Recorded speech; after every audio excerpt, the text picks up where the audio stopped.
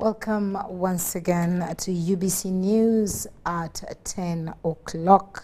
Thank you so much. My name once again is Patricia Lukoma Mpango, and straight away into the bulletin. President Museveni has today bid farewell to the King of Eswatini, His Majesty Mswati III, who has been in Uganda for a 3-day state visit that began on Wednesday, 14th August 2024.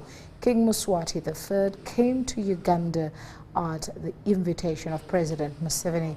Before departure, His Majesty Mswati III, who was in the company of his wife Queen Inkoshikati Make Lamashwama, paid a courtesy call to the president at State House in Entebbe, and the two leaders held a pre-departure meeting that was also attended by government officials of both countries.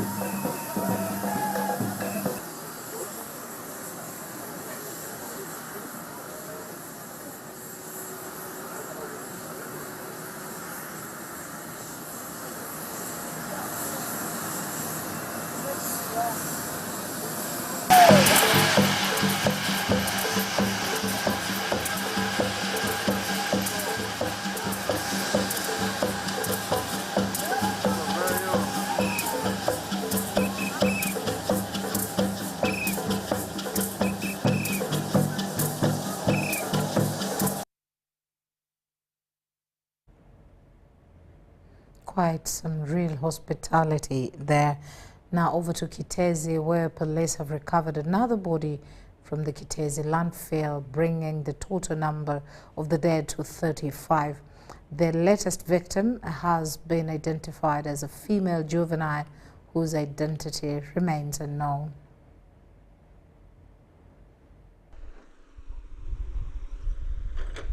It is day 7, and the Uganda Police Forces and other security agencies are still in an operation to recover missing persons believed to still be buried underground following the landslide that happened in Kiteezi. As of today, one body has been retrieved. Of a female juvenile, but she was not immediately identified since she was in bad shape. The total number of bodies so far recovered are 35. 18 male, 17 female. Adults are 23, juveniles are 12. A team of surveyors has also been in Kiteezi mapping out the area which is considered a buffer zone, and many of the residents that will be affected have been informed about that exercise that will be happening at a later time. However, residents in the area do argue that they have not been given enough information regarding this surveying exercise. Bebantu abajja muffe tebatubuulira kituufu, tubabuuza tunaaliyirirwa tebatuddamu ansa. Kati ate wane wange ne bangamba nzizikoonawo ate nga tufena tuli ku line etya n'aba muli mu maaso eri ababa muliko mita endala nabo bagambye bali mu danger zone mita 2 ezibatuuka ate ng'ono ali mabega mita 2 ebisukkawo kuba kati obuzibu tutamanyi ffe tetumanyi mpima yajja empya eya digital tugitegeera ffe tumanyi nkoba tekiyinza kuba nti kivaayo ne kikosa ekyalo kyonna batwala abantu bonna amayumba gonna bagambye bagenda kugamenya kubanga tuli mu 200 meters. Decision was taken that for safety of the people, the residents around especially around the landfill, the spots that are areas that are prone to the risk of the slide, the garbage slide, that they should vacate for their safety, life first, in case of emergency. Whereas an investigation report is yet to be released by the security agencies, locals in Kiteezi have their own version on what they believe could have led to this specific garbage slide in Kiteezi. Andikwa bagamba mu kusooka bali bamuterayo pipe eziyita wansi nga basima ekinnya kiri. Pipe ezo zalinga zitwala amazzi ago ne gagenda mpaka mu laabu. Kati oluvannyuma mu kujja nga bayiwako ebisaaniko, buli we bayiwako ebisaaniko tulakita ejja n'eggumiza. Buli we bayiwako ebisaaniko tulakita ejja n'eggumiza. Kati pipe ezo zaali zitwala amazzi mu laabu zayabika. Amazzi gano ne gatandika okusaasaana mu bisaaniko nga bwe gayita esayidi wonna bwe gasaze gakola ki bagawaguliza.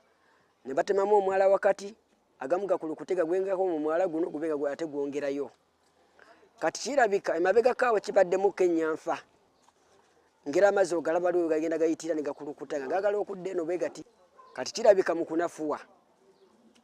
Awo bwe kyakoze ki ne kitalumu. The President has called for an investigation, a thorough one. I've seen police, crime intelligence, CID, and different types of police investigators here. Let's give room for that time, man.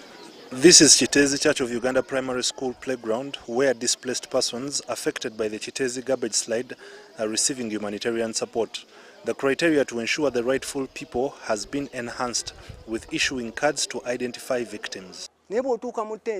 Mbutuufu amaaso gakuluma n'okuluma nga n'abantu tobakola ki tobamanyi tobalaba nga nako n'olaba oli yeesizeera obwakaaba abantu bange tebannavaayo n'omubuuza obadde obeerawa era omuntu oyo ani nga tamumanyi wegamba ye ayagala kufuna buki bufunyi naye ng'ate ffe abanyigiriziddwa tetugenze na mu ttenti tugamba mu ttenti tujja kufunirayo ebirwadde bye tutajja kukola ki. In fact, yesterday Red Cross was began giving out cards to identify genuine, authentic persons who have been displaced from this disaster. So I think, yes, there may be some Chiwani people who come around to get registered. There will always be those attempts. Ugandans are very smart people because they want food. For now, all hope seems to be lost, and it is only the recovery process. This is a moment that will forever be in the minds of those who have been affected. Ivan Kahwa, UBC News, in Kiteezi. Now, the Minister of State for Internal Affairs, General David Mohozi, says registration and allocation of national identification numbers to at least 17.2 million unregistered Ugandans and the renewal of 15.8 million cards is set to cards that are set to expire by December 2025 will begin on 15th of October 2024 with online pre-registration. General Mohozi revealed this during a press briefing held at the Ministry of Internal Affairs headquarters in Kampala.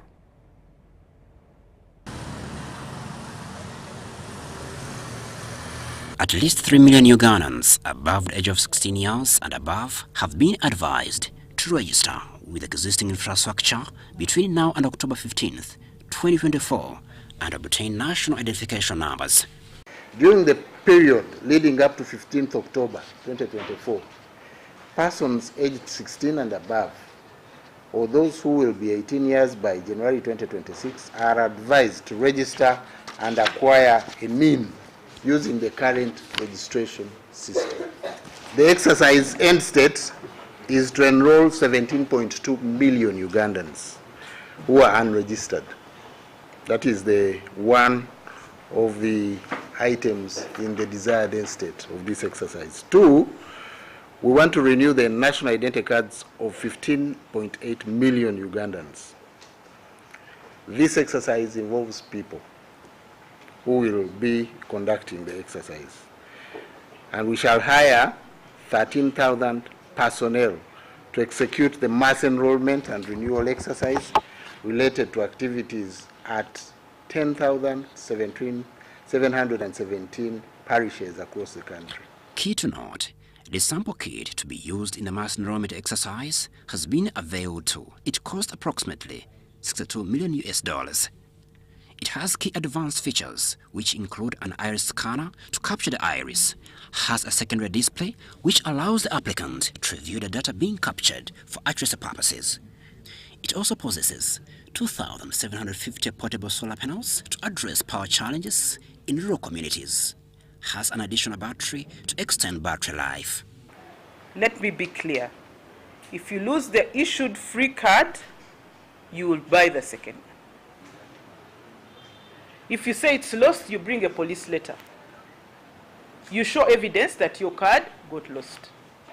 Therefore, to place a stop to the issuance of cards on account of the fact that you are going to issue new ones does not make sense. You don't stop bathing because tomorrow it's going to rain. You keep working until the last minute. The one-year extension for expiring ID cards is meant to enable Ugandans continue to transact business seamlessly. We'll take an extra measure to take back or to staple, to punch the card that you have, such that it will be invalid if someone verifies, but you cannot have two valid security documents, even passports. Crispus, Ainitwe, UBC News. Now, over 400 personnel who successfully completed the 4-month military police level 3 and basic military courses have been passed out at Masindi Field Artillery Division Base. The trainers went through theories, practicals, and the demonstrations in different modules in public management, military, police duties, prisoner handling, and VIP protection.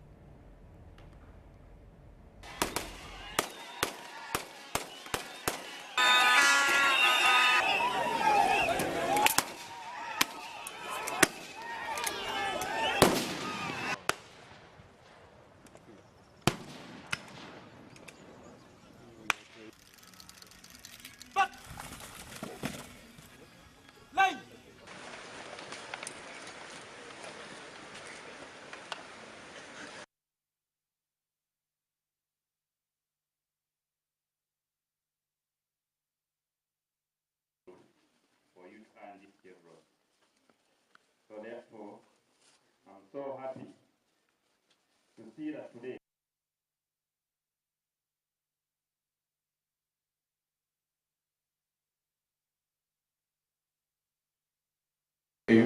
people's force, because training enables us to hone our skills, to correct what is wrong, and like Louis Simpson says, the aim of military training is not just to prepare men for war, but rather to make them long for it. It's now up to you to hold it with unwavering commitment to serve your country. Work as a team, understand how to deal with media as a leader or subordinate while conducting operations. You see this media you see here, they can make you do something that you are not intended to do. As a team, understand how to deal with media as a leader or subordinate while conducting operations. Any failure or error shall be under camera. Be professional and disciplined always. Make decisions by making a logical analysis of relevant factors and hence develop appropriate. Of honor is Lieutenant. Now, education stakeholders have expressed concerns over the rising number of science teachers opting for early retirement to join private schools. The concerns were presented to the Education Policy Review Commission, led by its chair, Honorable Manya Mushega, during their visit to Rwenzori and Toro regions.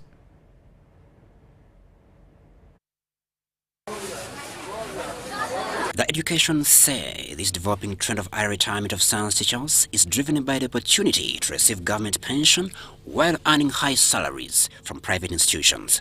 Educations are now urging government to introduce a clear policy on retirement with stringent measures to curb this. With early retirement, this is a very big crisis whereby government allows people, the scheme of service allows workers to retire when they clock 45 years. But it is becoming a major crisis in the country. So what we need really is a definite way.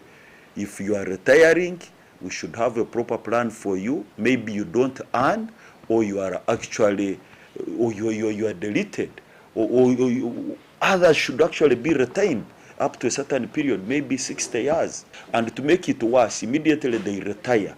Like these teachers, they go to start teaching in private schools. So they earn from the retirement, at the same time they earn from their profession teaching in private schools. Issues is the scheme of service for staff in the public service. Scheme of service for the teachers is very, very required, because we have very many graduate teachers, even with masters, in secondary schools who are still earning salary of grade 5, because the positions of graduates have not been retooled to capture their qualification. They are still earning salaries for the diplomas they have. Additionally, educations emphasize the need for significant investment in school infrastructure, particularly in science and ICT laboratories. For instance, Busunga Primary School has got a community secondary school. This honor secondary school in Busunga Town Council, Winnibuja District, lacks both science and ICT labs, and its buildings are in a dire state. The head teacher and parents are urging the government to take over and support the school. And we offer ICT, but we have never used the computer, and we don't know how to use computers. Past time we used to go to Bubandi Seed to use their computers, but now they stopped us. They thought that we may destroy their computers, and we have never conducted any practical of ICT since senior 1 to senior 3, and we don't have computers, so we request the government to provide computers to us.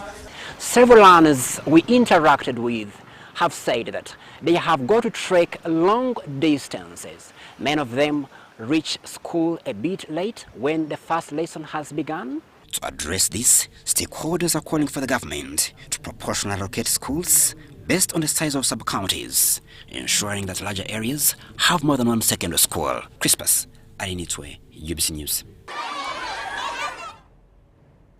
Still in the educational sector, schools administrators have been urged to equip students with skills in the agriculture engineering, because experts in such types of fields are very scarce.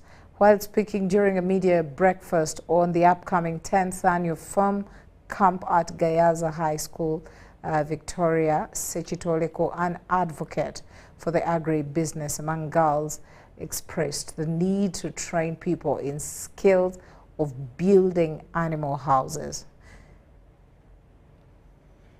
A decade ago, Gayaza High School embarked on an initiative of starting a farm camp with the aim of having young people appreciate agriculture as an income-generating activity. Last year, they were able to showcase how they grow pineapples from the crowns and how they irrigate them using different simple skills, should I say, that they use, then how they grow them and what they do out of the pineapples, because they showed us how they make pineapple powder. The school first established a farm that does crop production, poultry farming and livestock.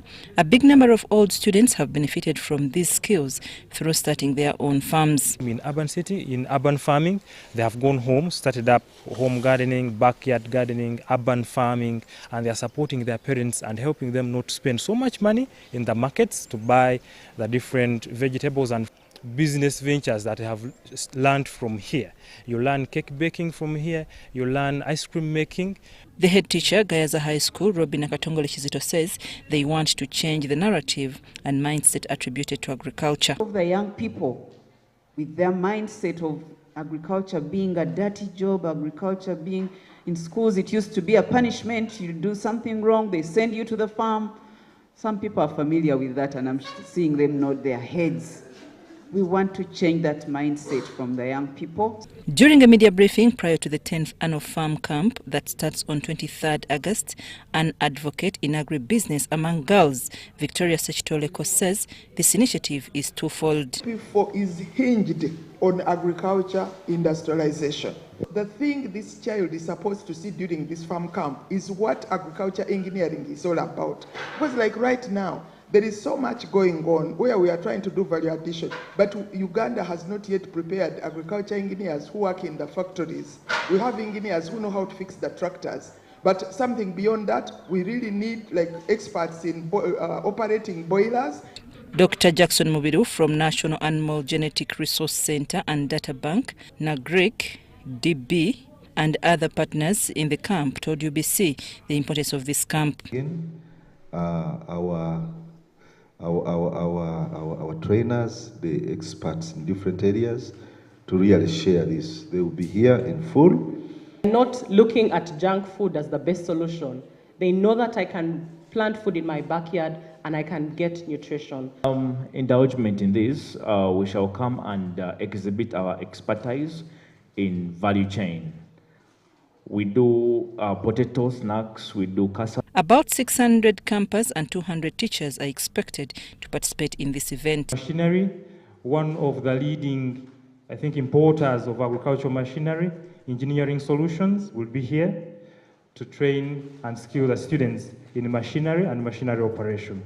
The camp is expected to start on 23rd and end on 27th August 2024 and will run under the theme Exploring the Entrepreneurial Opportunities Among the Agricultural Value Chain. I'm Nafka Farida and Dan Lugemwa in Gayaza.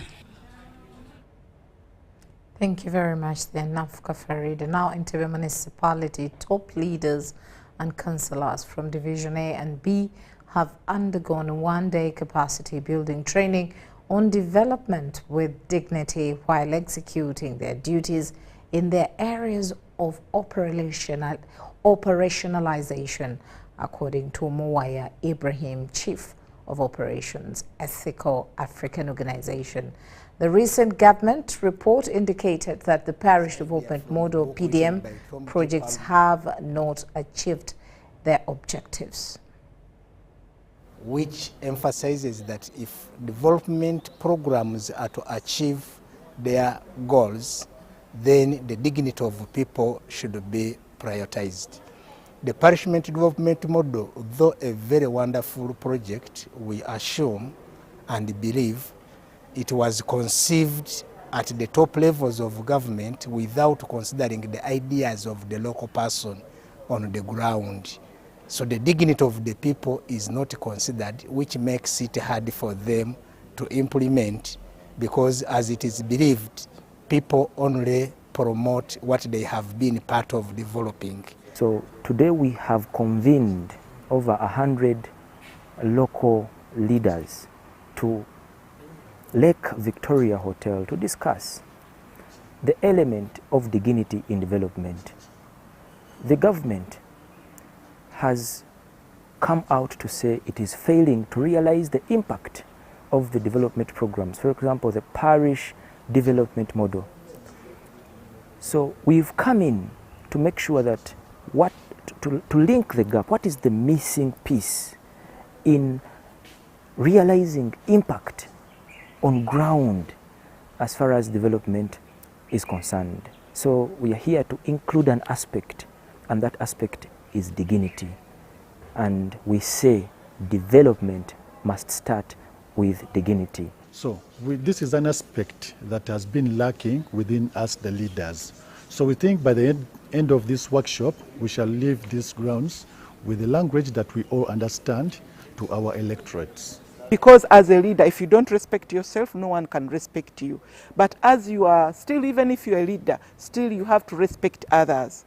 And even how to handle the different categories of people. So the reason as to why we are here is to make sure that we emphasize and we also get to know how we can help each other as far as development is concerned.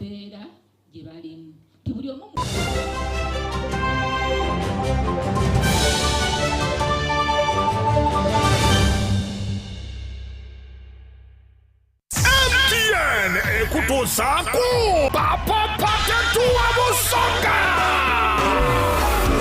kati nukulu mukaganga asatu buli mwezi guno gwa munana jangu kudamzuwota kulagibe grounds tunyumirwe ng'okuyingira jijja kuba emitwalo 2 naye tiketi wogigulira ku MTN momo ogifuna ku mutwalo gumu ye ya VIP ya mitwalo 3 kati nonyiga *165*2 noti hash oba kozesa momo app weegulire tiketi yo ku MTN momo ku bbeeyi rayisi tosubwa abayimbi bonna ab'e Kampala n'ab'e Busoga papapate netegekeddwa Douglas Lwanga ne kutuusibwako MTN. Together we're unstoppable.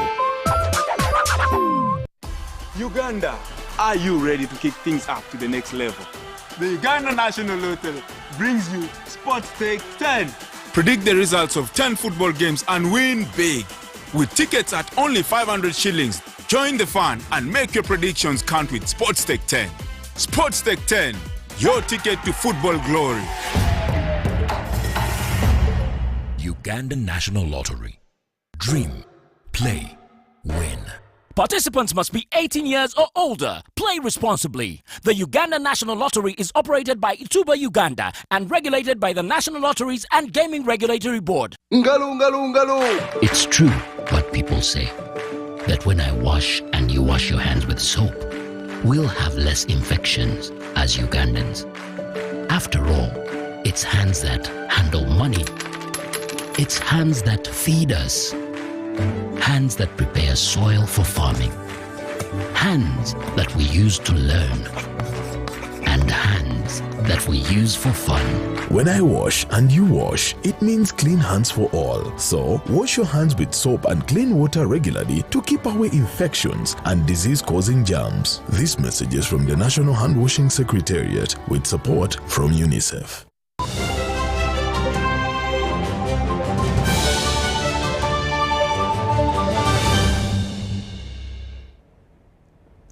Welcome back from that short break as we enter into our next segment. The Electoral Commission of National Fellowship of Born-Again Pentecostal Churches of Uganda has exchanged leadership at a function that took place in Kampala. Let's hear more in this report. Bishop Alex Bajingire is now the new chairperson Electoral Commission, National Fellowship of Born-Again Pentecostal Churches in Uganda, at the handover ceremony that took place at Jericho Breakers Church in Chebando, Kampala. Moses Sodong, the Archbishop National Fellowship of Born-Again Pentecostal Churches of Uganda, was the chief guest.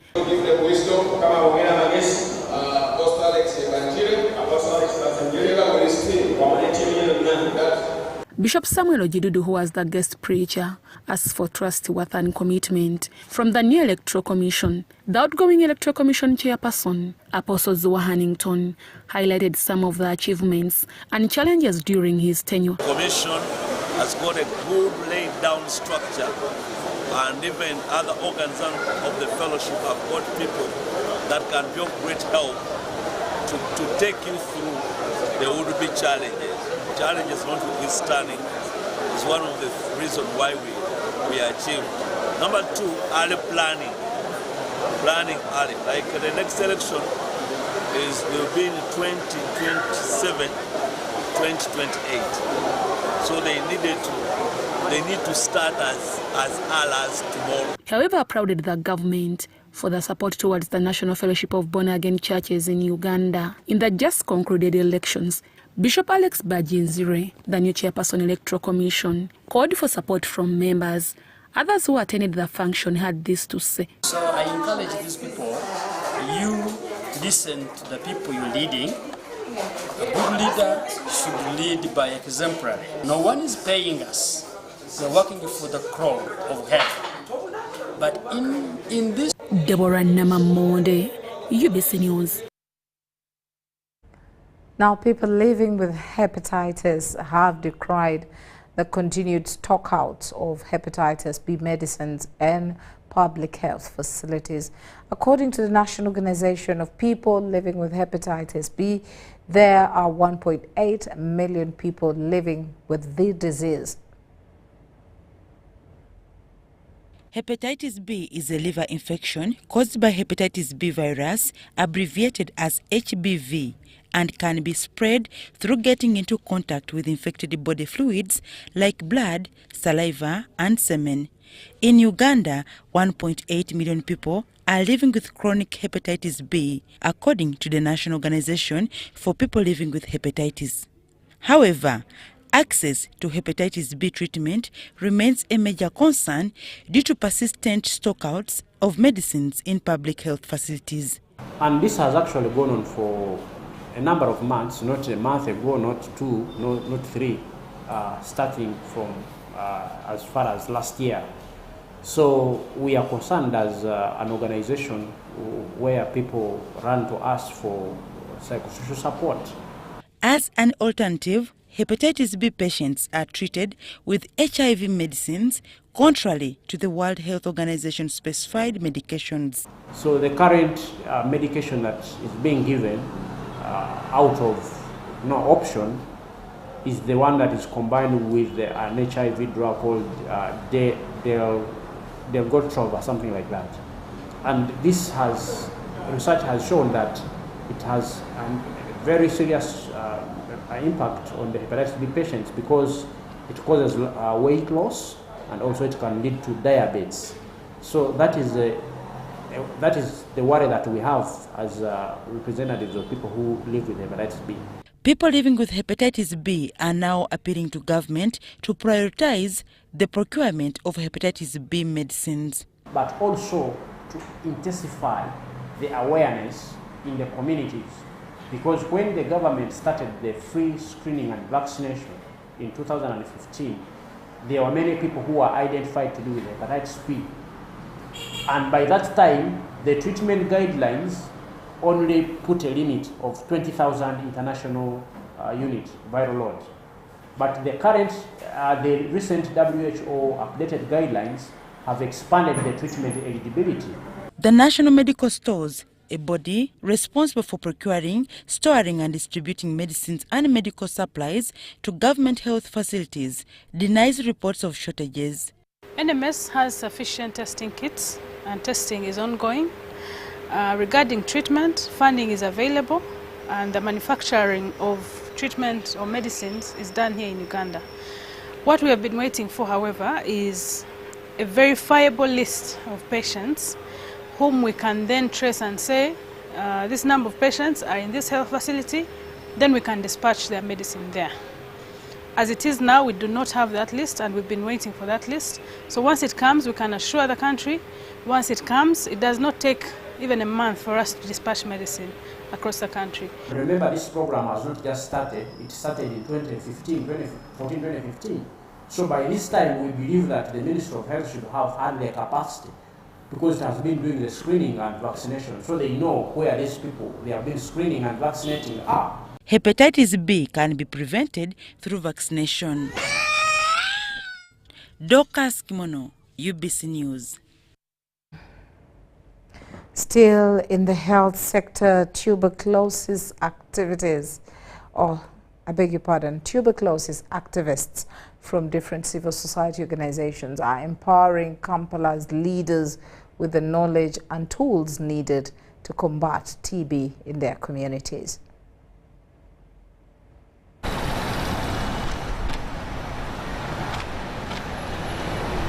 Tuberculosis, TB, remains one of the world's deadliest infectious killers and a growing challenge in Uganda. With each day, close to 240 people falling ill with TB and approximately 30 losing their lives. More than half of the TB-related deaths are among people living with HIV, yet it is preventable and curable. It is against this backdrop that Amical Uganda chapter and Uganda Stop TB Partnership organized a dissemination meeting for Kampala leaders from the 5 divisions to empower them with tools to combat TB. After this meeting, the leaders are able to relay the information to the communities to appreciate the causes, the prevention of TB and leprosy, but also importantly, referral. In our discussions, we had a number of politicians say that people go to them and they wonder, and they are telling them about their challenges with TB, and they don't know what to do. like for instance, there is drug stockout in a given health facility. But through our discussion today, we've appreciated that if there is drug stockout in health facility A, you can always refer, because those health workers have each other's contact. So when they are leaders, the politicians that they voted into power actually get to understand these issues very well, then also the people will understand and appreciate and know how to live a better life. During the meeting, it was disclosed that TB cases are on the rise in Kampala, with more males having TB compared to their female counterparts. The meeting is aimed at creating awareness, mobilize communities to seek informed choices on pertinent issues concerning their health since successful TB treatment. Talk about stockouts. This is one of the bothering issues in our government medical facilities. Reason being, planning. What you expect to use in this quarter, you plan in there. For a quarter, and you end up planning for the other quarter, so we end up getting stockouts. Mayors, youth leaders and councillors from the 5 divisions of Kampala attended the TB dissemination meeting. Zahara Abigaba, UBC News. Now, in the area of a cancer run, Rotary Club Weyogedede has launched a campaign to raise 9 billion shillings for the completion of the cancer treatment center at Nsambya Hospital. Let's hear more in this report. On the 25th of August 2024, Uganda will join the rest of the world to commemorate World Cancer Day. Prior to the commemoration, Rotary Club Weyogedede members embarked on creation of awareness against cancer and its treatment. In the same vein, they have launched a fundraising campaign to aid in the completion of the radiotherapy bunkers at Nsambya Hospital. We are appealing for supporters also to invest in awareness and also in research. I'm also appealing to the country that let's join Rotary so that we raise more funds to fight against cancer. According to Stephen Mwanje, the head of the project, only 3 billion shillings has so far been raised, which is not even near the target. He noted the growing rate of cancer amidst low awareness and treatment, which still remains a challenge in the country. The Counter Chief Chagwe Vincent Matovo called on the people of Buganda to participate in the race to ensure that they fulfill the Kawaka's theme of fighting diseases in the country. We know now the risk factors of cancers in adults and in children. There are no known causes. And so we are appealing for supporters also to invest in awareness. On the same note, Centenary Bank, in partnership with Rotary Club International of Greater Chibale, have also launched the Cancer Run initiative. The initiative is also in the same bid to collect funds for the construction of a radiotherapy bunkers facility at Nsambya Hospital. The initiative, which is slated for August 25th, was launched on Friday at Kagadi Centenary Bank branch in Kagadi Town Council. 7,000 new cases of cancer of the cervix are diagnosed, and out of those 5,000 die every year because of cancer of the cervix. The branch manager, Centenary Bank Kagadi Johnson Galimaka, announced that they have already secured 300 million shillings for the cause. As we talk today, this year alone, during this cancer run of 2024, the bank has already given close to 300 million as a sponsor to ensure that this becomes a very successful event. Magical Rotary Club President Narubega Matilda says the target is to first raise 4 billion shillings. Dr. Caroline Nachisige, a gynecologist at Uganda Cancer Institute, and Dr. Gerald Mutunji, a commissioner on non-communicable diseases at the Ministry of Health, were in attendance. On average, about 13 women die of cervical cancer every day worldwide, while over 4,000 deaths are registered annually in Uganda. Mary Namgose, Sharon Kamba, UBC News. And a little bit in conserving the environment, Jagwe Tony Ronald, a farmer and an expert in agriculture, emphasizes the importance of using solar dryers and biodigesters to enhance productivity while also serving the environment.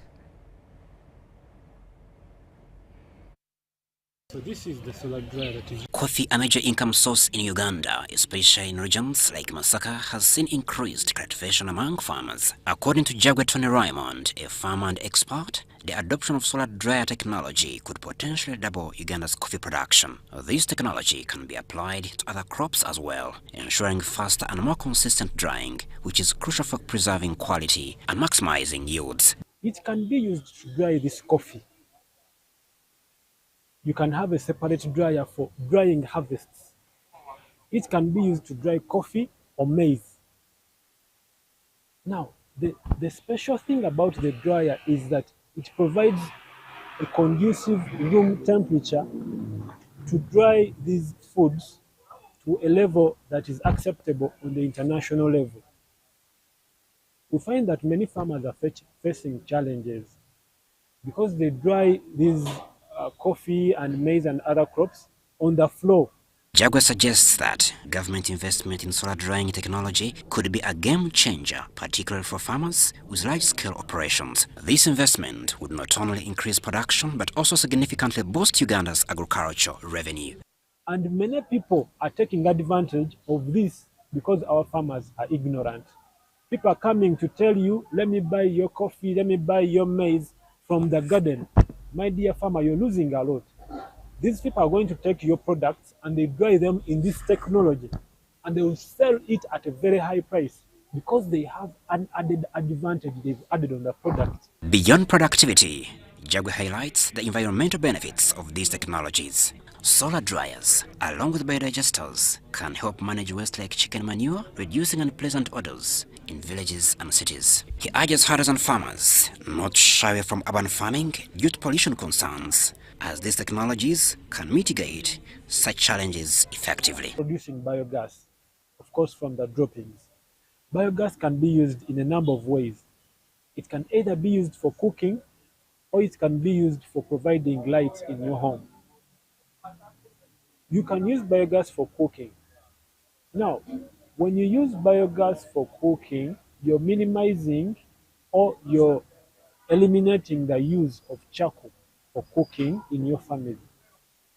The minimization of use of charcoal, it means that you're promoting climate conservation because you're not using firewood in your home, you're not using charcoal in your home, or any other activity that encourages deforestation. Jagwe believes that with the right support and adoption of solar dryers and biodigesters, Uganda can enhance agricultural productivity while also safeguarding the environment. Crispus, Ainitwe, Jamil Sekaja, UBC News. Well, right now let's take a short break and return with more stories. Stay with us.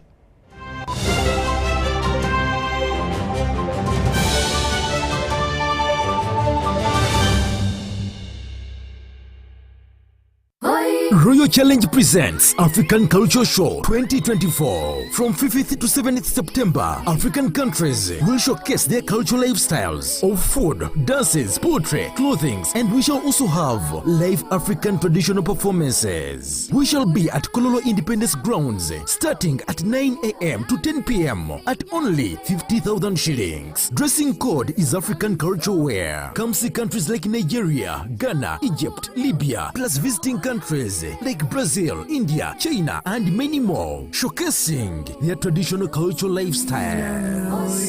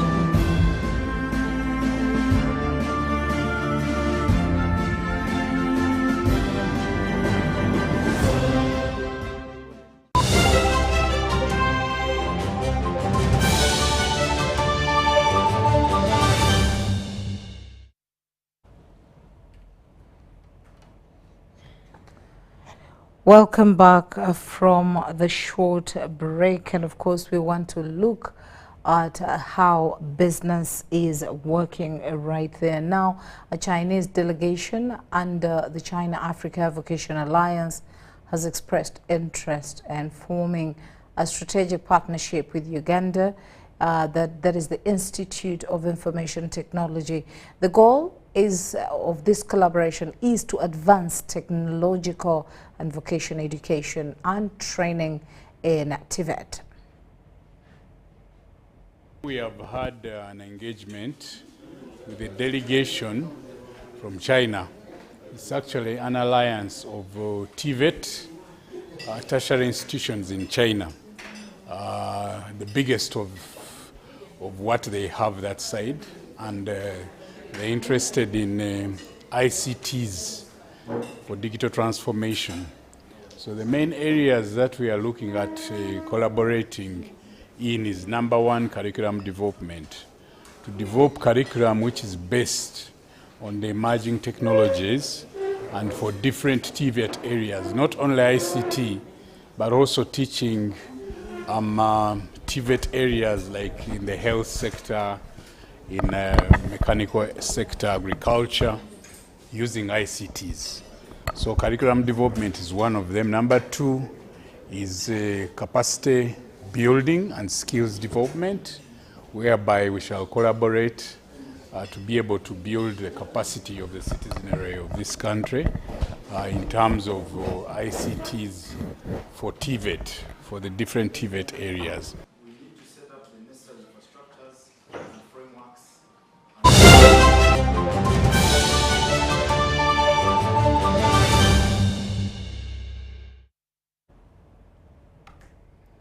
Now, Sports Club Villa 2024-2025 CAF Champions League campaign will begin tomorrow, Saturday, on the 17th of August 2024 at Nambole Stadium. The Uganda's Star Times Premier League champions will host the Commercial Bank of Ethiopia football team in the first leg of the preliminary.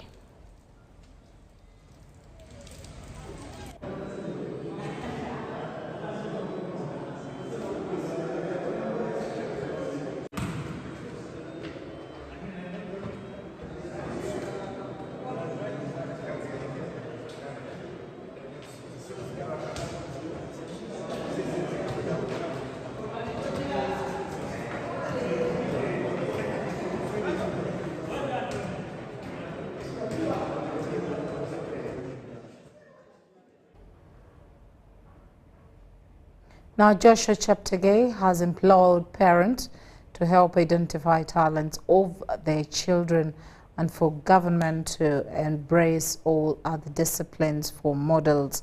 This was during a reception dinner for the 2024 Olympians organized by the National Council of Sport. The National Council of Sports has hosted Uganda's Olympics team to a reception dinner at Proteas Hotel in Kololo. The occasion was about thanking the team for the achievements, including 2 medals, plus the individual successes by almost every athlete. Gold medal winner Joshua Cheptegei spoke to parents and government on what can make Uganda tick. Let us be optimistic, let us be supportive to our children in every other part of the country. I implore parents to help children to identify their talents. This is very important. There are some, Honourable Minister, there are some disciplines that I feel that we should really be having people, athletes. When you look at, let's say, javelin, when you look at long jump, triple jump, those are things that should not actually slip from our hands. State Minister for Sports Peter Gwang confirmed that on top of the allowances received, each athlete is to get an extra 10 million shillings, while government will seek collaborations for a better future. And I want to ask you, as government, we are going to work with different embassies. I am going to fly back to France to have a meeting with the Minister of Sports, because the ambassador helped me and secured an appointment. I want to ask them to support us in areas where we feel they have comparative advantage. but also in areas where we feel you need more additional training. We need it. That's how the world moves. Minister Gwang confirmed he's a respecter of men's decisions, but lured at Joshua Cheptegei from leaving the track because Uganda still needs him active and winning medals for it. Uganda Olympic Committee President Donald Rukare spoke the way forward.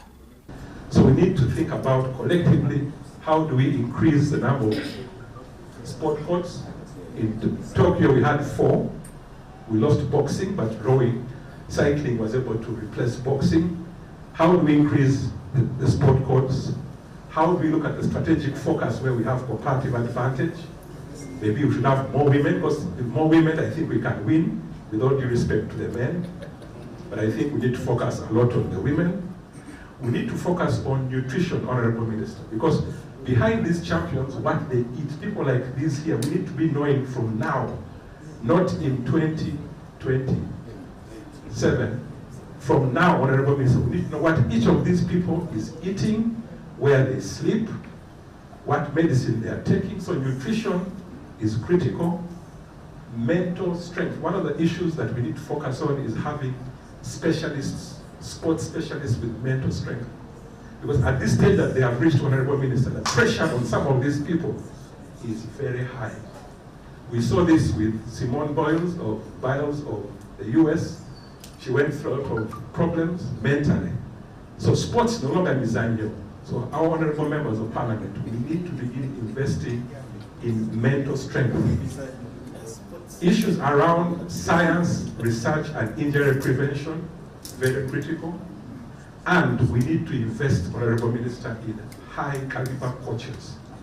Uganda got 2 medals, a gold and silver from Cheptegei and Peruth Chemtai to finish joint 55th in the world and 6th in Africa at the Paris 2024 Olympics. Now still in sports, as we wind up with the English Premier League kicking off this weekend, football fans across the globe are excited to see their favorite clubs and stars as they battle it out for the ultimate title of the season.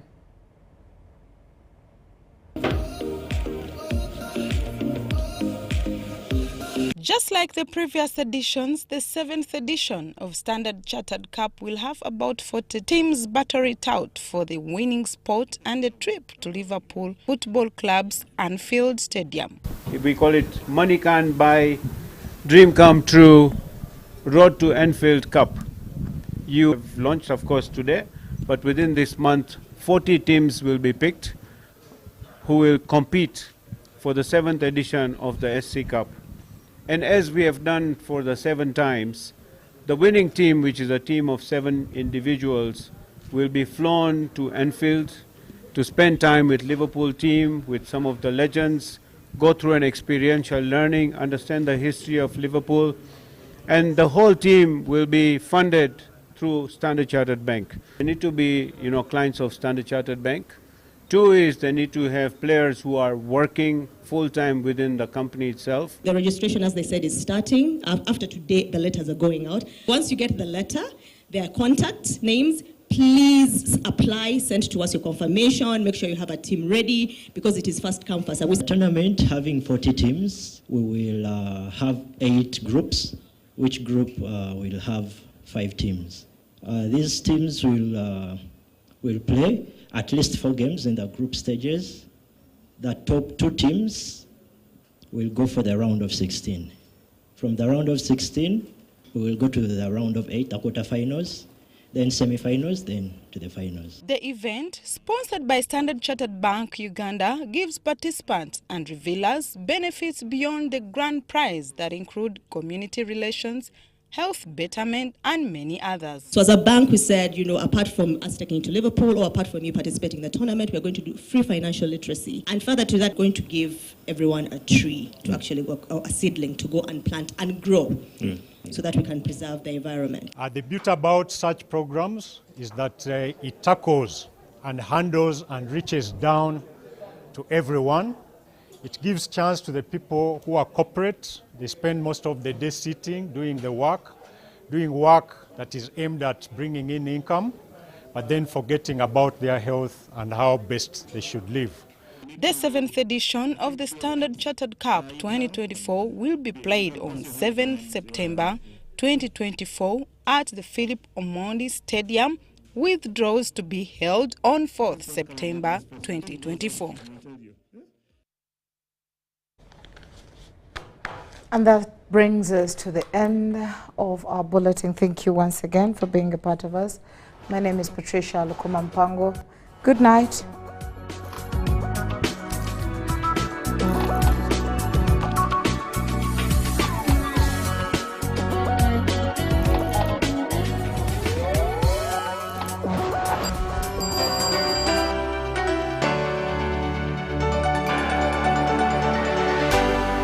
UBC